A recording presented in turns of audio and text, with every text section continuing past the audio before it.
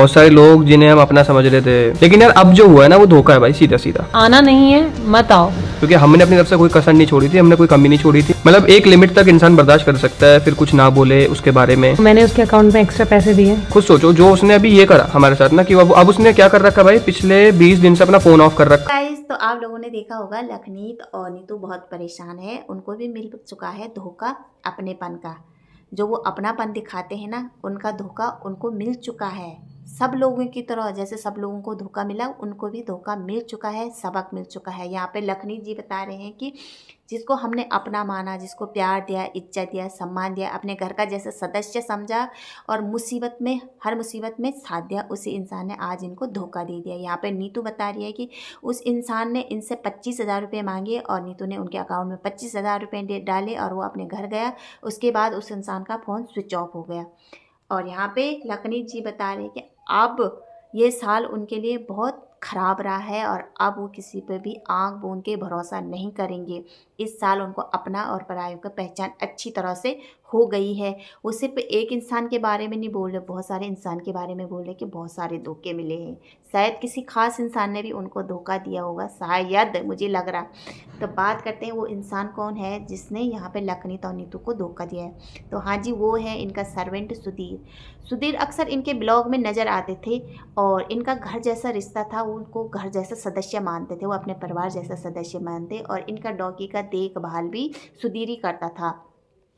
तो इनका कहना है कि सुधीर हमारे ब्लॉग में आते थे, इसीलिए ऑडियंस उनको जानते थे और वो कुछ दिन से हमारे ब्लॉग में नज़र नहीं आ रहे, तो ऑडियंस को शक हुआ और वो हमें मैसेज कमेंट कर रहे थे कि आखिर सुधीर कहाँ गया, सुधीर आप लोगों के ब्लॉग में नज़र क्यों नहीं आ रहा, आखिर क्या हुआ सुधीर के साथ। तो आज मजबूरन हमें सोशल मीडिया पे आके ये सब अपने ऑडियंस को बताना पड़ा कि सुधीर हमारे पैसे लेके भाग गया है, सुधीर ने हमको धोखा दिया। सुधीर ने बोला कि 25,000 रुपये चाहिए, हमने 25,000 रुपये डाले, वो गांव गया, उसके बाद उसका फ़ोन स्विच ऑफ हुआ। बहुत दिन के बाद हमने कॉल किया, उसने हमारा कॉल नहीं उठाया। बहुत दिन के बाद जब कॉल उठाया तो उसने एक बहाना मार दिया कि मेरे दूर के रिलेटिव थे, वो बीमार हो रहे थे, हॉस्पिटल में थे, मेरा फ़ोन घर में छूट गया था। ऐसे कैसे भाई, कैसे आपने दूर के रिलेटिव के चक्कर में अपना फ़ोन घर में छोड़ दिया, ऐसे होता क्या। ये तो सरासर झूठ बोल रहे हैं। और यहाँ पे गलती मैं सिर्फ सुधीर की नहीं बोलूँगी, गलती दोनों पक्ष की थी। लखनीत की भी गलती है, सुधीर की भी गलती है। लखनीत ने दिलाया लालच, सुधीर ने लिया लालच। मतलब यहाँ पे लखनीत बोलते हैं कि मैंने हर टाइम उसकी मदद की, उसके बच्चे के होने में जैसे गोल्ड गिफ्ट करना, उसकी शादी में 50,000 रुपये देने, छोटे मोटे खर्चे देने। और जो वो बोलता है ना लखनीत के, हर महीने उसका फ़ोन मांगना, नया फ़ोन मांगना, बोलना कि मेरा फ़ोन चोरी हो गया। भाई आपने किया ही क्यों ऐसा काम।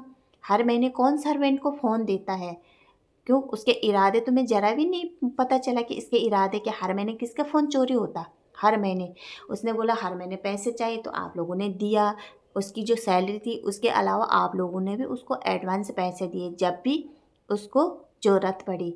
तो उसका लालच दिन प्रतिदिन बढ़ता जा रहा था और तुम लालच उसको देते जा रहे थे। बोलते हैं ना, वो आपको पता है कि वो कहाँ से आया है, उतना ही दिया करो जितना वो डिजर्व करता है। अगर तुम उसको लालच दोगे तो उसको लालच तो बढ़ेगा।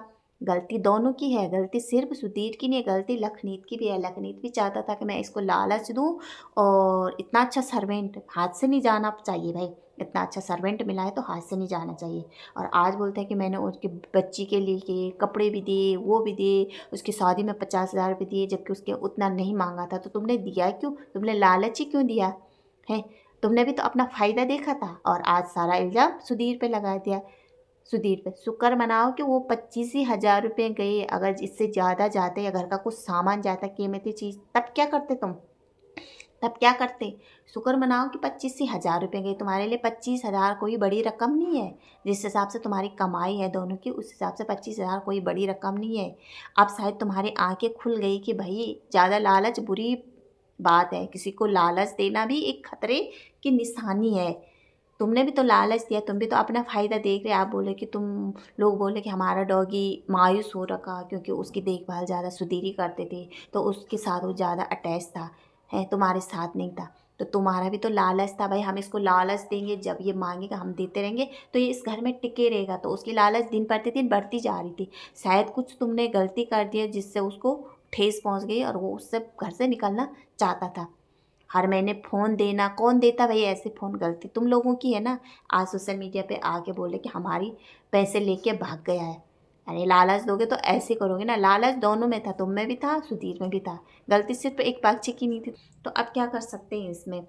इससे अच्छा नया सर्वेंट ढूंढो और उसको भूल जाओ, वो तो गया। तो आज का वीडियो यहीं पे एंड करते हैं। मिलते हैं नेक्स्ट वीडियो में। वीडियो अच्छा लगा तो प्लीज़ लाइक, सब्सक्राइब और कमेंट जरूर करना।